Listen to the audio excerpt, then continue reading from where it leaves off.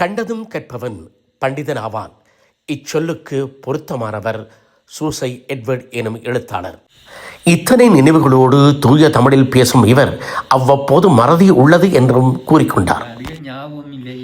எழுத்தாளரின் மனைவி திருமதி எட்வர்ட் அவர்கள் கூறுகையில், அது என்னென்னா மெய்மறந்தாதிலேயே மூழ்கிறதால இந்த இதை டக்கண்டு திரும்பி பார்க்க மாட்டேன். 4-5 இருக்கு அவங்க கத்தினாத்தான் திரும்பி பார்க்குறேன். அப்படி நீங்கள் அவருக்கு அந்த எழுத்துலகுக்கு அப்படி கூட ஆதரவு இருந்தது? உண்மையை சொன்ன போனால் ஆதரவு ஒன்றும் இல்லை, அதே நேரம் பொறுப்பும் இல்லை. அவர் தன் அபிலாசைகளை செய்கிறேன்ட்டு நாம் நம்முடைய கடமைகளை செய்கிறோம். பிள்ளைகளுக்கு அப்படி பிறந்த ஒரு எழுத்தில் விட ஆர்வமாக செய்கிறார் ஒரு ஊக்குவிப்பு இருந்தா பிள்ளைகளுக்கு? அவங்களெல்லாம் வெளிநாடு என்றபடியால் ஊக்குவிக்கிறதுக்கு டைம் இல்லை அவங்களுக்கு. கதைகளையே பெருசாக வாசிக்கவே டைம் இல்லை. இதை கட்டாயம் வாசிக்கணும்னு ஃபோனில் சொன்னால் தான் சரி என்றுட்டு வாசிக்கணும். நல்லா செய்கிறேன் அப்பா, விருதும் கிடைச்சிருக்கு, செய்யட்டும். அவற்றை ஆசை யாழ்ப்பாணத்தில் இளம காலத்தில் அதை வெளிப்படுத்த இல்லாமல் இருந்த விரிஞ்ச வந்து வயது போனப்புறம் அதை வெளிக்கொண்டு தன் ஆசையை தீர்க்கிறேன் நான். அப்படியே நாம் ஏதோ செய்யட்டும் என்று போட்டு அவை ஆதரவு பெருசாக பாராட்டியும் அப்பா எழுத்துத்துறையில் இருக்கிறது இருக்கணும். அவருக்கு சந்தோஷம்தான். ஆனால் பிள்ளைகள் பக்கத்தில் இல்லையே பாராட்டன்ற இது. நானும் எனக்கும் இந்த எழுத்துத்துறைகள் பெருசாக அந்த இது ஆர்வம் குறைவு தானே. அதில் அந்த ஏதோ நல்லா செய்திருக்கிறீங்கன்ட்டு இவ்வளவு சொல்லுவேன். மற்றபடி ஒரு ஆணுக்கு பின்னால் கொஞ்சம் உதவி என்று சொல்லிடுவாங்க. அந்த இதில் நான் கொஞ்சம் விளத்திட்டேன். சரி, அவர் வந்து இப்போ இந்த வயசுலேயும் யோகாசனம் இதில் செய்கிறார், நடந்துலாம் தெரிகிறார், அதை பற்றி கொஞ்சம் சொல்லுங்க. அது செய்கிறார், அது சந்தோஷம். மற்ற இடங்கள்ல இப்படி இந்தளவு செய்ய மாட்டாங்க இந்த இவற்ற வயதில். இவர் அப்படி செய்கிறதால இந்தளவு நடமாடி சைக்கிள் ஓடுற தேவையான போது டவுனுக்கு அங்கே இல்லையண்டு. இப்போ பிள்ளைகளோட பயத்தில் நான் இன்றைக்கு ஆட்டோவில் போவேன். இந்த சைக்கிளில் போகிறது இந்த வாகன நெரிசல்களில். ஈனா அரியநாயன் அவரும் சிறுகதை ஆரம்ப காலங்களில் எழுதி கொண்டு வந்தவர். அவர் திருவண்ணாமலை நூலகத்தில் லைப்ரரியனாக இருந்தவர். அவர் தான் என்ன பல நூல்களையும் வாசிக்கிறதுக்கு உதவி செய்தது. இன்னைக்கு அவர் இருக்கிறாரா? அவர் வந்து கனகரமாஜிந்து. அவரும் திருவண்ணாமலையில் இருக்கிற ஆரம்பகால எழுத்தாளர்களில் அவர் ராயன் என்று இருந்தார். அவர் எங்க இருக்கிறார்? மட்டக்களப்பில். அவரும் கவிஞர் சிறுகதைகளும் எழுதியிருக்கிறார். நீங்க யாரை பெரிய சொல்றீங்க? தேவி பரமலிங்கம்.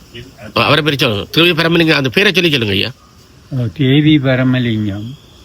அவர் ஒரு கவிஞராகவும் இருந்தவர். அவர் சிறுகதை எழுத்தாளராகவும் இருந்தவர். அவர் பல இலக்கிய சேவைகளும் செய்து வந்தவர். அவரும் கூட உறவுக்காரனா? இல்லை, ஆனால் அவரும் ஒரு விஷய அலங்கரிப்பார். அவர் ஒரு முற்போக்கு எழுத்தாளர். அப்படியா?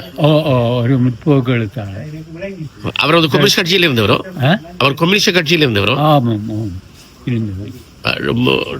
கே டானியல் அவருடைய கம்யூனிஸ்ட் கட்சியில் இருந்தவர். டானியல். உங்களுக்கும் கம்யூனிஸ்ட் கட்சிக்கும் தொடர்பு இருந்ததா? இல்லை. அரசியல் கட்சிகளில் உங்களுக்கு தொடர்பு இருந்தது? இல்லை, ஒரு கட்சிகளுடன் தொடர்பு இல்லை. ஆனால் தமிழர் இன விடுதலை போராட்டங்கள் எல்லாத்திலையும் பங்கு வச்சு சத்தியாகிரக போராட்டம், ஊர்வலங்கள், இவைகளெல்லாம் நான் பங்கேற்றேன். எத்தனையோ பொன்மொழிகளை படிச்சிருக்கேன், எத்தனையோ அறிவு மொழிகளை படிச்சிருக்கேன். எல்லாத்திலையும் சிறந்ததாக நான் சொல்லப்படுறது மனம் போல வாழ். எப்போதும் நல்ல சிந்தனையோடு இருந்தால், உயர்ந்த சிந்தனையோடு இருந்தால், கீழ்த்தரமான சிந்தனைகளை தவிர்த்து வந்தால் வாழ்வில் நல்லதே நடக்கும். நான் வாசியசாலைக்கு போவேன். நான் என்ன ഒരളவுக்கு கண்டாலும் இந்த அளவுக்கு அறிவாளியாக்குனது, எழுத்தாளராக்குனதுக்கும் உதவுனது திருவோணமலை வாசியசாலை நூலர். இப்போவும் அங்கே இருந்து நூல்களை எடுத்து வந்து வாசித்து கொண்டு தான் இருக்கிறேன். இப்படி தான் இப்போ இந்த கடைசி காலம் கழியுது.